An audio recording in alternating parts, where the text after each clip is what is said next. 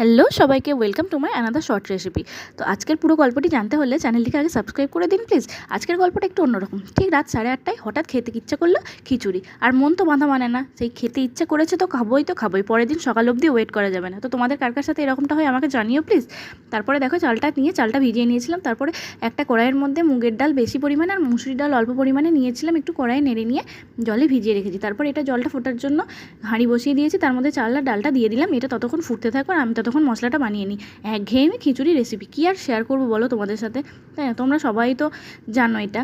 সেই মা জেঠিরা বলে না, কী খেতে ইচ্ছে চালে ডালে বসিয়ে দে, হয়ে যাবে, এইরকম একটা ব্যাপার। তারপরে পেঁয়াজ রসুন ছাড়িয়ে নিয়েছি, ওটা পেস্ট, পেঁয়াজ রসুন টমেটো এইসব ছাড়িয়ে নিয়েছি, পেস্ট করে বসিয়ে কড়াইয়ে একটু নেড়ে নিলাম। তো এইটাই, কার কার খিচুড়ি খেতে ভালো লাগে আমাকে কমেন্টে জানিও প্লিজ। আমার আগে অতটা ভালো লাগতো না, এখন একটু একটু ভালো লাগে। তারপরে এটার মধ্যে যত রকম মশলা আছে দিয়ে দিলাম। তো এইটাই ছিল আজকের ভিডিও। কেমন লাগলো আমাকে জানিও প্লিজ। চলো আজকের মতন